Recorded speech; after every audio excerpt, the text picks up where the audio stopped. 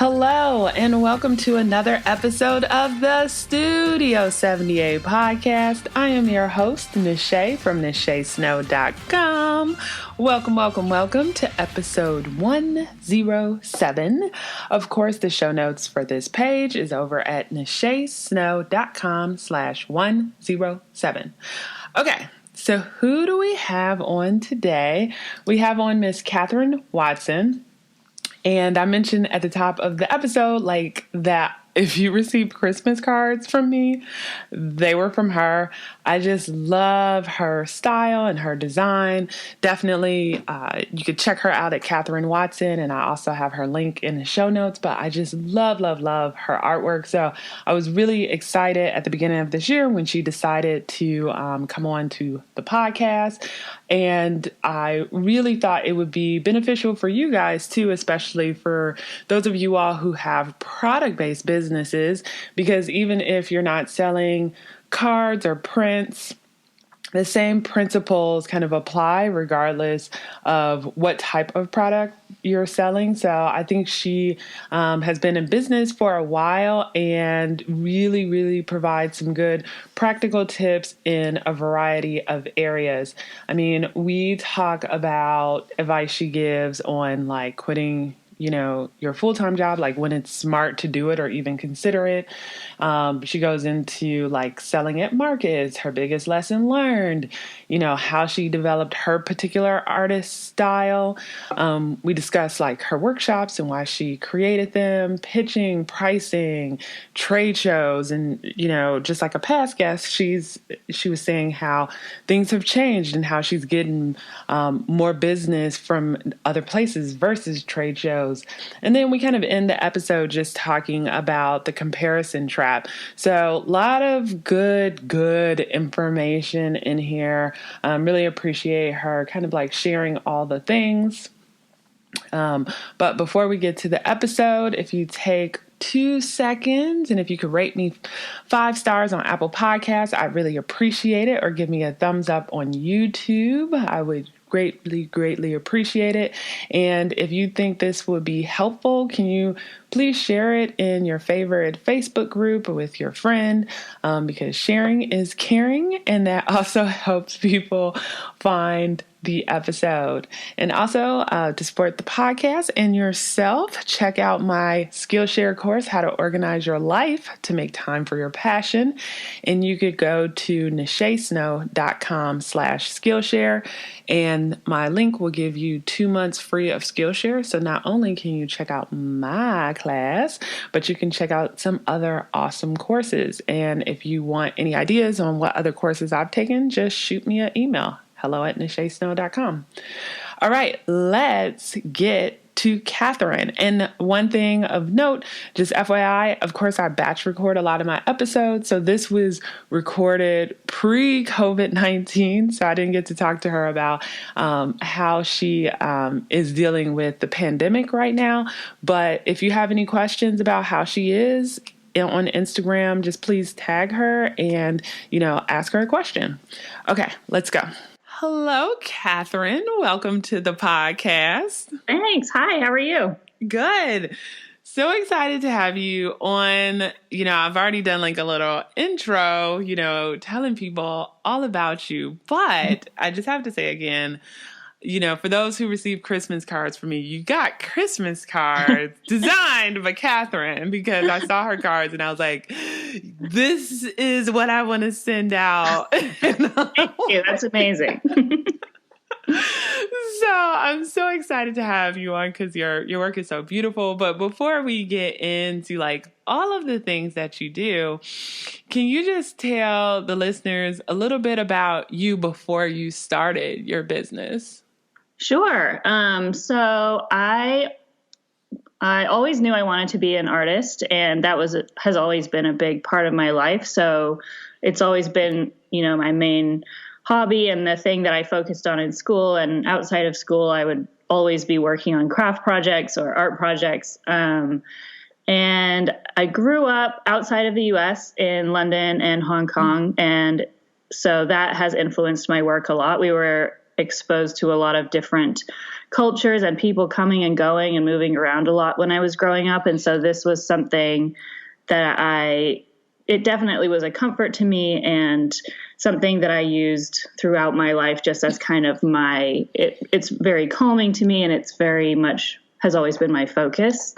And I think you can still see that in my work now. I feel like people are always saying there's a real blend of cultures in my work. And I think that's because that's who I am. And so that was me before I started my business, but I always knew I wanted to have my own business or some sort of art practice that was my focus. And it went through a lot of different variations in my mind when I was growing up. If it was going to be, I thought about doing fashion design for a while. I thought about being a painter for a while because I just loved all of those things. And I used to just keep sketchbooks full of my business plans for when I got older and different crafts that I could do. So it was always, at the front of my mind. And then when I went into college, I think there was a very different tone. And I should say my teachers and my parents were always sort of very supportive about, this is something that you can make work, you're so passionate about it.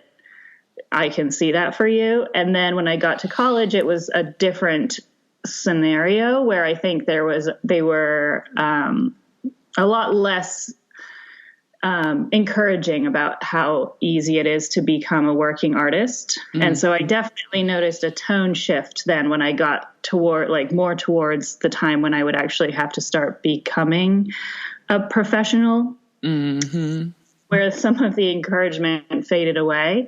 And so for a while I thought about other careers. I double majored in art and international studies because people said, it's probably not going to work out for you. So get something on your resume. Wow. And then I thought about art history for a while and basically kind of abandoned the art as a career idea for a while in college because professors and basically everyone around was saying, it's just not a viable career. Mm-hmm. And so there was actually a time when I really stopped taking art classes for about a year because I thought, if it's not going to work out as my career, why am I wasting credit time on this? So I'll stop doing that. And I found myself not that happy when I stopped doing it. And so I don't know. I just sort of had this realization that was like, I'm going to try at least, I don't really know where that came from, but I got back into art halfway through college and was like, I'm going to do my art major, even though everyone says it's not really a good idea, including, some of the art advisors. It's like, you're teaching this. Yeah, exactly. And so I remember a turning point where I sold a painting in a coffee shop on campus. And I think I only sold it for like $50 or something for a big painting. So I basically lost money on the supplies, but still that was a moment where I was like, oh wait, someone has bought a piece of my art. Mm-hmm. And I should say, and this is a thank you to all of my friends and family who had purchased my art throughout the years, because even through, middle school and high school, I was making things and selling them to like friends of friends, or my friends would order things from me. And so that gave me sort of like this business sense early on that, people want to buy art, and especially if they can relate to it or customize it in some way. And then when that happened again in college, I was like, wait a second, I think this is something I can do. I have the passion for it. So I think I'm just going to go for it. So then when you graduated, did you go like the traditional job route, or did you, say like, I'm going to work for myself? I didn't go the traditional route. I didn't get like a full-time office job because I knew that I wanted to have some flexibility in my schedule so that I could do, like craft shows and have time to do my own work. But I still needed obviously money. So I ended up doing three jobs at the same time and just kind of pieced things together. And so I worked at the Textile Museum in DC. That was an unpaid internship. So that was just to get experience. And then I also worked at Paper Source in Georgetown. And then I worked at an elementary school as well. Paper Source. That was great. And so not very high paying. Obviously, it was retail. But so I also worked at a school, and I think I was just so excited to finally be at that point of having kind of the freedom and the time to maybe prove to everyone that I could do it, that I was like, oh yeah, I could work 80 hours a week. No problem. And so I was just working these three jobs and then also making my art and trying to do like shows and pop-ups and whatever events I could find, or, you know, take on every project I could when I had the time. So I was really working hard for that beginning stretch there. Wow. And so when did you finally see like kind of like the light a little bit, right? Where you're like, okay, I need to do something, because eventually, right? Because I feel like we've all been there where we're working a million jobs, especially right out of school, right? I feel like the first 5 to 10 years out of school, I was like trying to pay off debt and stay afloat. And like, it's a lot. But when did you finally say like, okay, I'm burnt out and I need to figure out how I can, you know, maybe, you know, make more money doing one thing so I don't have to like work as hard? So I wasn't necessarily burnt out yet. That came later. But it was, I had a very light bulb moment where I did this one craft show that no longer exists, but I had such a great day of sales, and I made rent for the month in that one day. Wow, that's a good feeling. It was amazing. And I remember I was just like glowing and thinking, you know, it would have taken me, I can't remember exactly, but, you know, 2 weeks at my other jobs to make this much. And I'm actually, you know, taking away the time that I could be working on this business, which is turning to be profitable, by working at those other jobs. And I could be making more money if I had more time to do more events like this. So it was really a financial decision where I looked at everything and I was like, you know, because I was working weekends in retail and then afternoons at the school. And when I realized if I had free weekends where I could do shows like this, not that profitable every time, but where I could be more consistently putting the work in for my own business, I could actually make more money than if I had stayed at the other jobs. And so that was really the thing that changed it. And I felt fairly confident that I could find another part-time job if I needed to. So I was lucky in that way where I wasn't feeling any kind of crunch that I couldn't get rehired. That, of course, was a huge privilege that I could feel that way. So I was feeling confident where, you know, I can take this leap. I'll probably make more money if I do than if I stay. And so people always ask me now, you know, when should I quit my other job? Yeah. And I try and say, like, wait till you can't do both anymore, or until your side job is making you more money than your initial job. And of course, if you're in a really lucrative career to start, that's going to take a very long time. Right. But I wasn't making very much money. So that was, that came pretty early on for me. And then, you know, question, because even, you know, I met you, you know, at one of the like fairs in the DC area, like, so early on, it sounds like you were part of like a lot of shows and fairs. And how did you get into that? Was it just like doing research and then just like applying to as many shows as possible? Just curious about that. Cause like I try to like tell people who, are selling a product, like, you know, try to get yourself out there as much as possible and you know, just get people like to notice you, and you just never know who's in the crowd and who's going to like pass on your information to someone else. Exactly. So curious how you got started with that. So the very first one I did, I was just walking down the street with my friend and we passed a market. And it was actually the same market that went on to be that very profitable day a couple of years later. And she was like, you should sell stuff here. And I hadn't really started. This was right after college. I hadn't really started a business yet, but I was, making stuff and kind of toying with the idea of selling it. And she said, why don't you sign up? And so I went and the fair was on right then. So I went and spoke to them, and they said that the applications were due then and I should sign up. And so I did. That was the first one I signed up for. And I don't think I realized any of the logistics that go into it. So I was completely prepared. And I also didn't realize how expensive they are. And so I was, really nervous.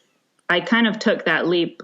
This was while I was still working other jobs. I didn't have a ton of money to put into it. So it felt really scary. I think I had to pay a couple, like $300 or $400. And that was huge. And that's a lot of money for something that you're not sure is going to pay off. So that was the first one. And I made the money back, which felt like, okay, if I can at least make the money back. I don't remember if I made really any profit, but I didn't lose money. So I was like, okay, this is good. I'm starting to get somewhere. And so from then on, I just kind of signed up for everything that I could. And I didn't really research, which, it bit me in the butt a few times. I did some shows that were definitely not the right fit for me, but I agree with you where I don't regret any of them specifically, because I learned things at all of them. And I'm sure I met customers at each one who, I sold something at every show. There was never a show where I didn't sell a single card or anything like that. So I think, there's always exposure that comes with it. And I was making the money back consistently and starting to make a profit. So yeah, I just kind of dove in, and every time I heard about a new market or I saw a flyer for something, I would say, I'm going to do it. And so often that meant, I did some farmers markets and some school fairs, and I drove a couple hours for some shows, and I had some real terrible time. I can imagine. Yeah. I've done like some shows before in the past too. And then it's always the worst where you're just like, oh my God, I've just wasted like 4 hours. It's the worst when you figure that out within the first 5 minutes. You're like, oh no, this is not this is not for me. And yeah, so those are not that fun, but I think, and doing those, I was able to say like, okay, this show is really profitable, or like this connection I got ended up, I met some people who owned retail stores, and then they wholesale ordered from me, or I did pop-up shops in their stores. And so there was a net positive of doing all of that. And things started to, like, the wheels started turning the more I did. And what were some lessons learned from like the logistics? I think the biggest lesson, there are two, well, actually it's the same lesson to read the contract before you sign it. There are two specific instances in my mind where I agreed to something without realizing just quite what I was agreeing to. One was a show, and another was a company that I was working with. And when I went to back out of both of those things, when I realized they were not going well, both of them said, well, you're contractually obligated to stay with us for the term of what you signed up for. And I was like, wait, I didn't realize that. Yeah. And so I think I was so eager to say yes to everything that I kind of didn't pay attention to some of the fine print that was like, if you do this, you must do X afterwards as well. And so that would be a big red flag that I would look out for now if I was doing it again. Yes. And then for you, do you find the way your booth is set up, do you think it really helps with sales or not? Or if your product is great, it's great, or do you think the ambiance kind of draws people in? I think the ambiance definitely helps. For sure. I think the better you can display your products, the better they'll sell. I think that is true. But I also think that there's some things that are out of your control. And if if it's not the right fit and the customer is not the right fit for you, the most beautiful booth in the world is not going to give you good sales. And then I think the more important thing, which I don't do many shows anymore, but when I do, the most important thing for sales, I think, is just having people in your booth and seeming engaged. And, everyone who does shows knows this feeling of where it's slow and there's no one in your booth, and then people walk by and they're like, oh, there's no one shopping there. That's so sad. When, you could have had a really busy hour the hour before. And Right. I think the thing that triggers sales is people being there and seeing that other people are engaged. And that's something that's really hard you can't really do anything about that as an artist. So that's why finding good shows and finding a good customer base is the key, because you can't bring people into your booth. There's no, once you've designed the beautiful booth, that's all you can do. You can't make them come in. Right. It's like either they're, drawn to like how you have everything set up in your products, or they're not. Right. And you just never know who that market or that show is going to attract that day. Yeah. No, that makes sense. And so when you first started out, because of course, guys that are listening, I'll have a link to Katharine's website. It's KatharineWatson.com. I mean, my God, you got like cards, ceramic, art prints, textiles, right? Like, yeah. I'm sure you didn't start out that way, right? So I'm just curious about what you started out with, and then, how fast did you like start to add other lines and like products on? So I started out initially with, I think I had cards and paintings, and the cards were selling pretty well and the paintings were not selling at all. I think they were just, it's really hard to sell paintings, as every painter knows, because they're expensive and it's a big commitment for the purchaser. Do you want to look at this every day for the rest of your life, basically? But with a card, you don't really have to think about it. So the paintings just were not selling. And so a lot of the way that I built my product line really was just responding to what was working and what wasn't. And so these paintings weren't selling. So I stopped making more because I didn't have the space for them. And I didn't feel like excited to sell something that nobody wanted. It didn't feel good.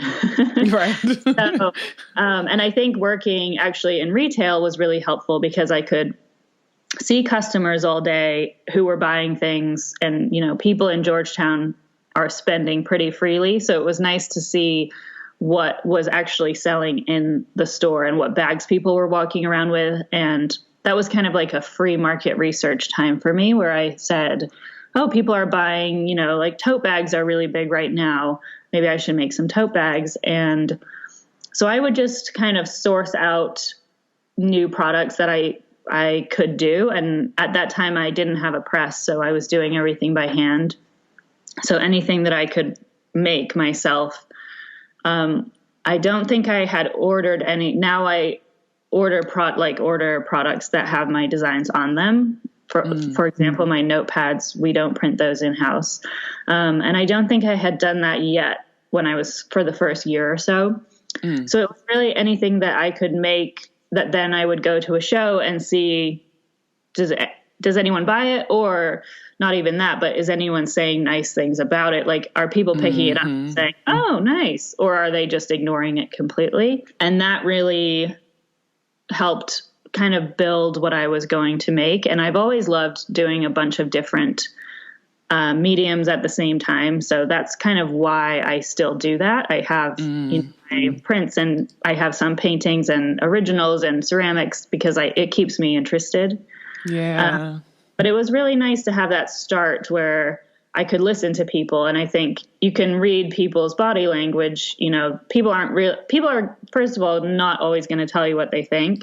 And a lot of people say like, oh, I love your stuff, just to kind of make it not awkward. Right.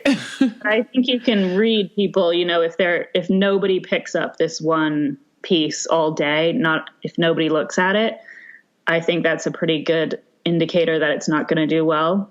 Or, you can see people pick something up and turn to their friend and be like, oh, this is nice. If that's happening repeatedly with something, then maybe it will sell well. If people really don't like it, I think they're not going to tell you, but they're just going to ignore it.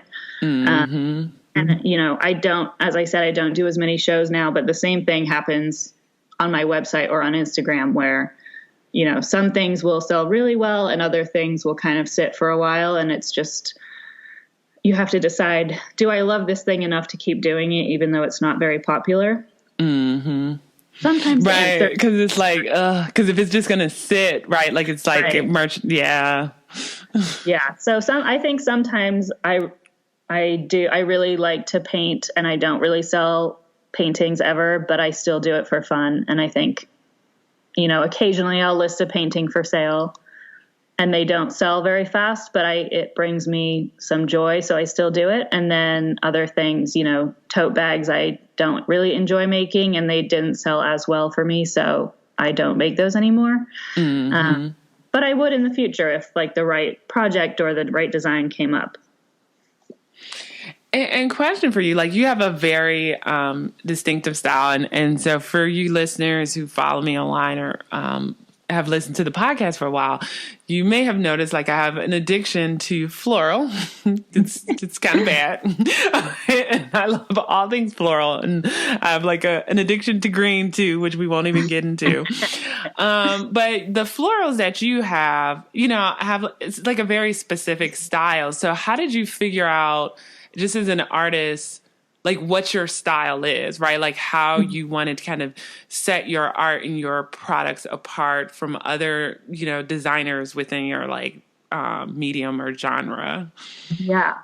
So I think I've always been drawn to more decorative art, kind of like pattern design and product design and patterns in general, fabric and textiles, that kind of thing, versus more art with like more figurative or more art with a message, that kind of thing. I love looking at it, but it's never been something that I like to create. And I think I always knew that was true. And especially in college, they really want you to create work that is extremely meaningful and deep and dark and explores your trauma.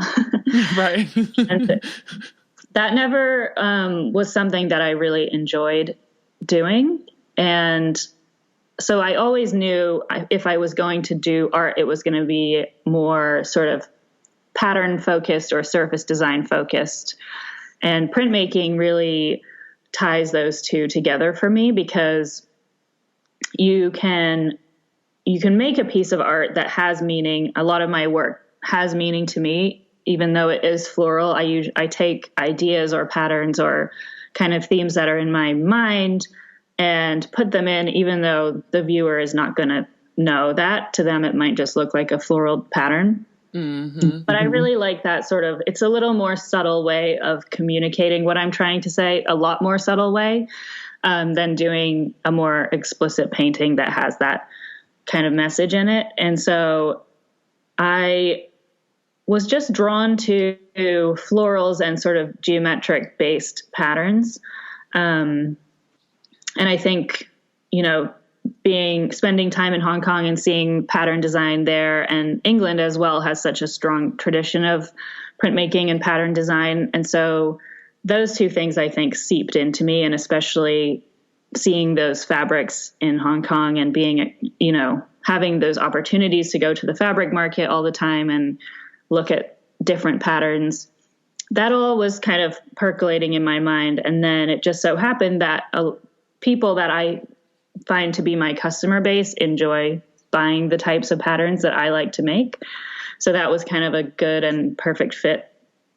And I think my specific style just came because I think it's really hard to do florals in a way that are unique.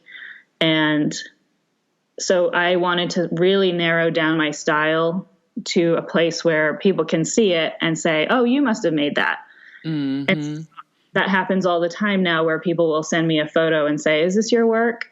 And I think it's hard to do that with florals. And so you have to really narrow down the color palette and the style and I wanted something that would be recognizable, but it's definitely evolved over time. I didn't set out saying, I'm only going to work in this style. I think, I have tried a bunch of, I've branched out a lot, and you just don't always, those branches don't continue because they don't fit with my brand or with what I want to do. And so I think just kind of staying consistent has been one of the reasons that I've been able to branch out into more products and more types of designs, because I have this kind of core style to work from.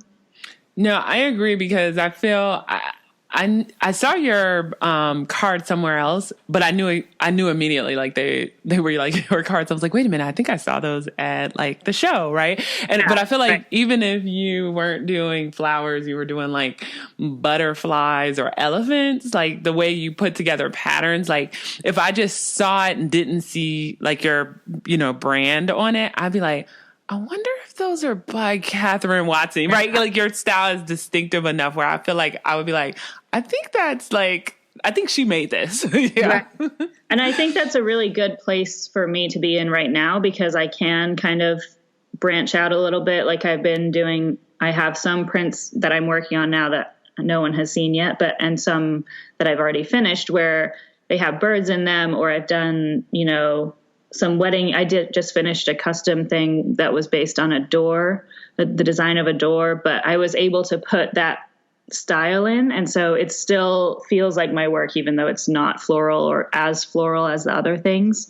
Mm-hmm. And so I think that's something that's really an important piece for me, that I'm able to branch out now into other products or different designs or different patterns and still keep that kind of core look the same. And then I just, wanted to ask you about your workshops. So you have the linoleum carving and block printing workshops that you do. So I'm just curious about, because that's like another way of diversifying your income. And that's what you always hear, right? Like from several experienced like entrepreneurs out there where they're like, okay, just don't have one thing, because it's not going to be good.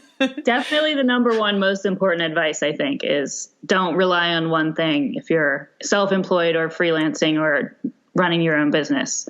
But yeah, so the workshops, so we moved to Maine in 2016. And part of the reason that we bought this specific house that we're in now is that it has a separate barn studio, which is where I work. It's where I am right now. And it's a great space for workshops. And so that was really a selling point. And it took me a couple of years to kind of get everything ready. We had to do a big renovation on the studio, and we had to finish the bathroom, that kind of thing. And so it wasn't until last year that I really felt ready to bring people into my space, which, it's kind of a big step to say, come to my home. But I had 2 workshops last summer, and there are 3 coming up this summer. If anyone wants to sign up, they're going to be so fun. But it was a great weekend. Each one is 2 days long. And so we just go from the very basics of printmaking to making an art print, and you print on my press, and we just work from my studio for the weekend. And yeah, it's really nice. It's a great way to meet people who have been following me for a long time. There were a lot of people who came to some of those initial shows actually and said that they had met me there and had been following ever since. So, again, you don't know when those things are going to turn into relationships or what things are going to pay off when you're doing those early shows that might feel a little hard and depressing if you only sell one card. But, so it's been really nice to have people come here and also feel like I can spread kind of an appreciation for printmaking a little bit further. Yeah, and looking at the pictures too, it looks like so amazing and magical. Like it forces you to just kind of step away and do things with your hands, and then you're with other creatives too. So that is like amazing. Yeah. And now is it usually people in the area that are coming to the workshops, or do people say like, ooh, okay, I'm going to go to the May workshop and I'm just going to make it a whole vacation and fly out to Maine and, So everyone last time made it a vacation. There wasn't anyone from Maine, which was really nice because, I mean, I'd love to have Maine people too, but it was, first of all, I was very honored that people flew here or drove here to come and visit me. That was great. But it was also nice because there was such a mixed background of where people were coming from and how much skill they had. And I didn't know most of them before. Yeah. So it was, we had some professional artists, and then we had some people who were just there for fun and had never done anything like that before. And it was really nice to see, to have people of different skill levels kind of learning together. And it was, both groups that I had last summer really mixed together well, and it was really fun. Yeah, it looks amazing. And I was talking to another guest about Portland too. I'm like, I got to make my way to Portland because all the cool creative people are in Portland, and I need to I feel like I just need to be there. Like I got to go there at least on vacation and see. Yeah. You come, I'll take you out for oysters and we can, it's so fun. I love it here. And then just before I get to the wrap up question, one last question that I think like a lot of sometimes creatives that have products struggle with are wholesale. Because that kind of goes into the pricing, right? Because you almost need to have your pricing determined early on. So if you decide to go into wholesale and, you're selling things, usually at 50% or whatever it is, that you're not losing money, right? Yeah. So to me, any tips for the, creatives out there that know that they want to do wholesale, like how should they go about pricing it and then just, pitching themselves to different stores? Okay. So the pricing thing, I think that it takes a little bit of time to figure out. And I'm sure other people would differ on this, but I don't think that people should start pitching stores until they've kind of been able to sell a little bit retail or just at least get kind of comfortable with what they're selling. I think once you start approaching stores, you want to be a little bit more ready and sort of not polished, because that certainly wasn't where I was, but a little bit more familiar with kind of how much work goes into making everything and just making sure that you're not underselling yourself right up front. And I think doing a little bit of retail selling first can help with that, whether it's online or in person or, at an event or something like that. And most people that I've spoken to, and myself included, have raised their prices once they get ready to do that step from retail to wholesale. And I think another piece of advice that I heard early on and that I think is true is that sometimes if your work is not selling very well, it might be priced too low and you might be undervaluing your work. And, if somebody sees a stunning oil painting and it's only $25, I don't know why you would price it that low, but you think like, oh, something's wrong. Like this must be secondhand, or maybe like something's not right with that. Right.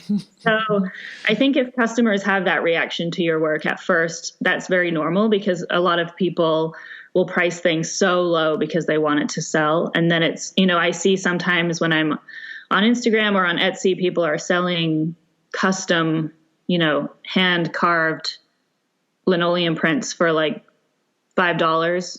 Right. I was like, oh my goodness, they have to be losing money. Right. And I think they probably are, but they want, you want to get started. And I think that's completely fine when you're starting out. But it can get tricky once you bring in wholesale customers. You have to be ready to make that leap to higher prices.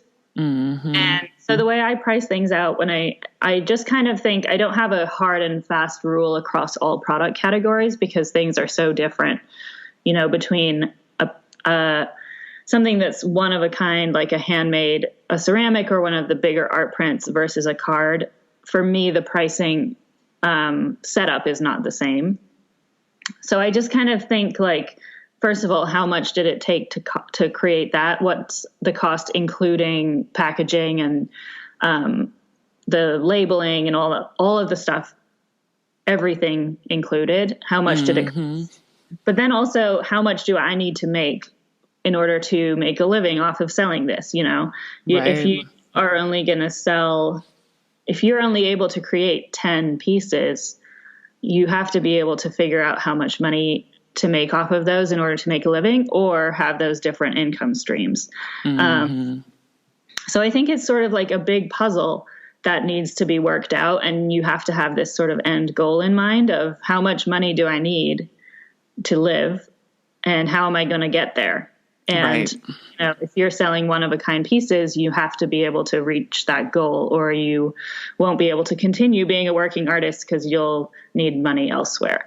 So I think it's a complicated puzzle, and I took a bit of time to get it right. And it definitely took me a few years to figure out how to make money. But I guess price your products higher than you think you should in the beginning would be one rule. And then as far as getting in front of customers, I think that's changing so much right now because of online sales. Yeah.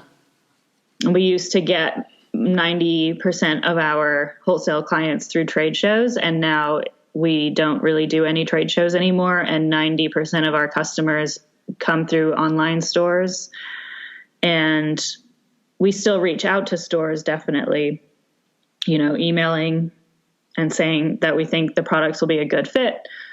But I think things are in the middle of a change, and I think it's very different than it was 5 years ago or 10 years ago. And I think that we just need to stay kind of like, watch this space, see what happens. World.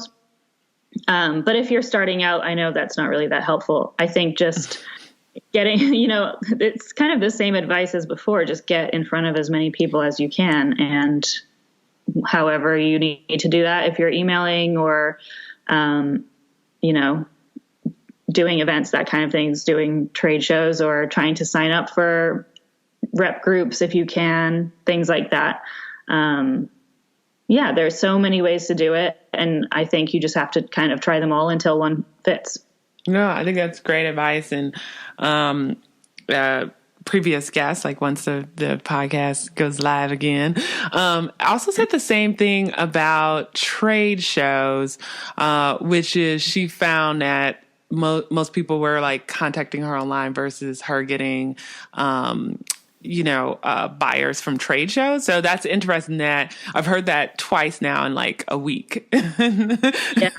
So that's just something for people to like just pay attention to the market and how people are finding and connecting with suppliers. Yeah. Or not suppliers, but artists. It used to be kind of when I would speak to people who were kind of getting started 5 years ago, the big question was like, when can I do my first trade show?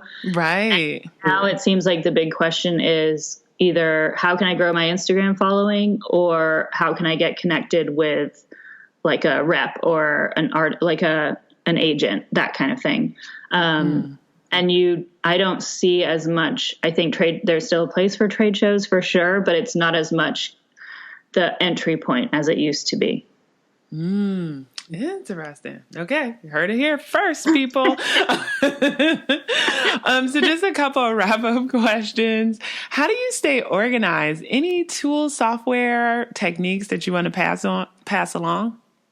That's a good question. Well, I have my calendar, which I'm obsessed with, and it has it's a paper calendar, and I just use it every single day, and I put everything in there, every note that I need to remember or deadline or goal, that kind of thing. So it's all in one place. I have not transitioned to a digital calendar yet because I like to kind of have all of those different notes, and I haven't found a calendar that fits with that for me.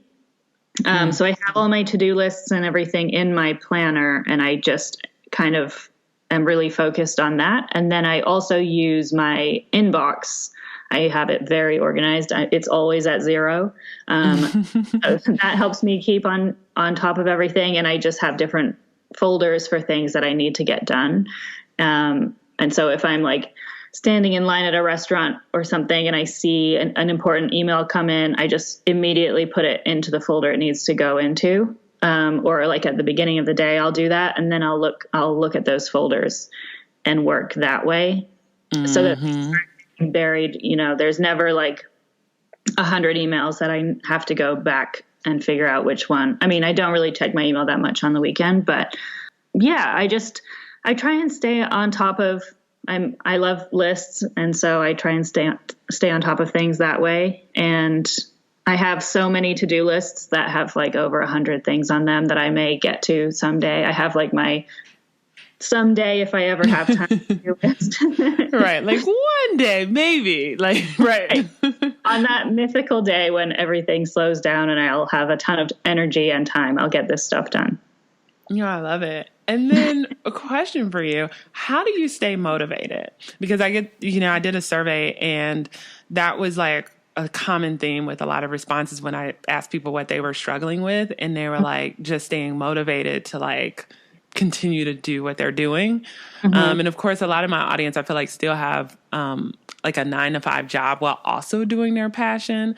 Yeah. And so it's like, so I'm asking guests, like, how do you guys stay motivated? Yeah. So I think for me, that's a 2-part question. 'Cause there's like the daily motivation and then there's the long-term motivation. And so for daily, I think the number one thing I've realized and I've tried to implement is that I don't kind of push myself too hard if I'm really not feeling it.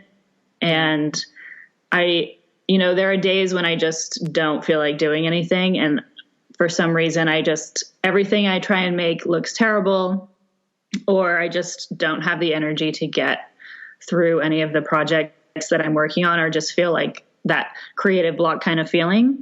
I've realized over the years that it's so much more productive for me to not force it. And I'll either, if I have a bunch of work that has to be done, I'll do computer work or do something boring that doesn't require creative energy, or I will not do anything and I'll take the day off, or I'll like go to the gym or watch TV or do something else and or clean the house, try and be productive in another way. Because then I can come back. Then what usually happens is I take that day off. I beat myself up for not being, ready to go. And then I rest a little bit. And then the next day I'm like, oh, I have all these ideas, and my energy comes back again. Right. So, and if I push myself through it, then it turns into like the whole week I feel that way. And I'm like, oh, I just don't have energy for this. Right. So I've realized it's better to just kind of lean into that. And I think I'm a pretty motivated person, so that works for me because I know that it's going to come back again. And, some days that's not always possible. You just have to get the stuff done. But I think if it's that creative energy that I'm looking for, I think just doing something else for a while is helpful. And then as far as staying motivated long-term, I think the number one way I feel discouraged is by comparing myself to what other people are doing and, thinking, it's hard when you see a project that you wanted go to someone else, or if somebody else comes up with an idea that you had independently, not like copyright issues, but like has an idea that you had, but they get it done first, or you have this great idea and then you look on Instagram or Pinterest and you're like, oh, someone else already did that. If I do it now, it's kind of like copying. And so that is the most kind of like motivation sucking feeling for me is thinking, other people have already done what I want to do and had more success with it. So let's just not do it. I think that's like the number one dream killer. And I'm not saying that I don't still do that, because I definitely do, but I think trying to stay focused on that very specific style and, doing things that I'm excited about and turning off that kind of background noise is the most motivating thing for me, and thinking, I do have a specific style that people recognize, and hopefully if something out there looks slightly similar, they will say that I did it differently, and that both can exist in the world, and that's great. But that is it's a hard problem now. And I think when I started out, there was no Instagram yet, so I couldn't really compare. I think it's a blessing and a curse, because now a lot of those artists that I see now doing similar work, or, that I admire or could compare myself to, were already working when I started. I just didn't know that they were. And so now we see everyone doing everything, and Instagram can tell what your style is. And so they show you people in your explore function who are doing similar things. And I think that can be a bit motivation sucking if you're just starting out and you look on there and think, oh, well, that was what I was going for. Yeah. Someone else is doing it. And so I think, I don't know really how to get around that now, because I'm not starting out right now. But I think just putting your head down and saying, I'm going to make it as kind of personal and individualized, and kind of focus my style the best that I can, without comparing it too much to what other people are doing. You have to be able to do that anyway. 'Cause if you just see other people's work and say, theirs is better, I'm just going to stop now, then you failed at step one. But I think it's really hard. Yeah. Yeah. No, that's great. I love it, because I think that lets people know, even though I think you're really successful in your business, that even though you reach success, and of course you still have goals that you want to accomplish, you still kind of struggle with that too. So I think it's important for people to hear that, right, and how you kind of work through it too. Right. Right. Because I think I have to remind myself, if you see someone else doing something and you think it's better than what you're doing, the only two options are you can quit then and, stop what you're doing, or you can keep going and try and differentiate it a little bit more, or make your own work stronger, or work for a different goal. Mm-hmm. And I just think to myself, do I want to get another job? No, I really love what I do. And so the only thing I can do is kind of, continue to come up with things that are unique to me, and just keep going and working on things that are exciting, and working towards new goals. And yeah, like you said, I think it is hard once you've reached a couple of your initial goals to kind of think, where do I want to go now? And so that's kind of the second step that you don't really think about when you're starting out, is okay, you've crossed those things off your to-do list. It's time to make a new list and think about, what can I do that's different, or what can I do that will keep me excited after so many years. Oh, no, I love it. And then last thing is, where can everyone find you?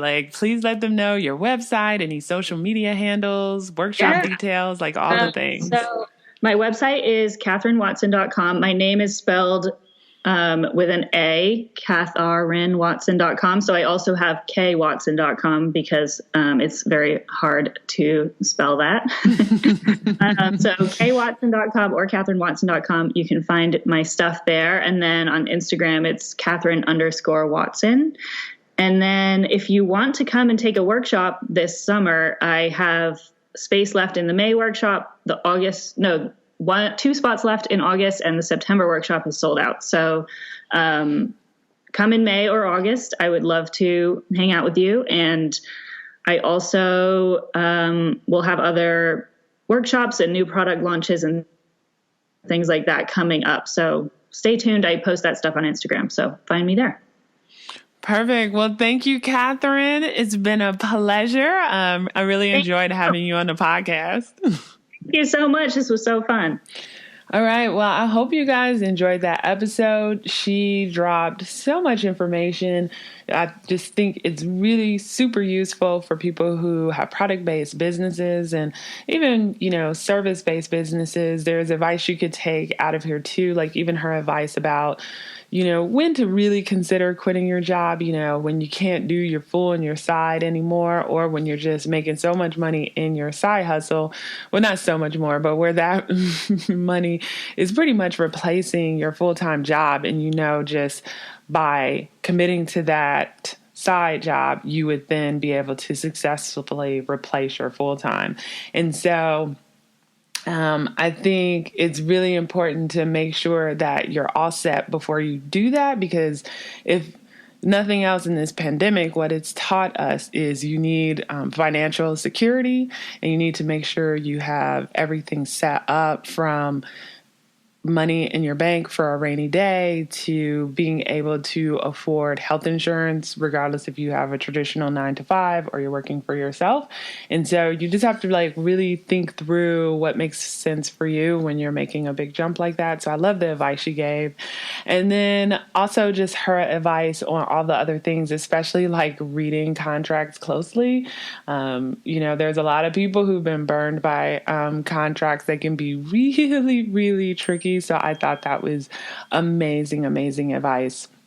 So anywho, I would love to hear your thoughts. So please jump on Instagram and leave a comment, or leave a comment on the show notes page, nachesnow.com/107.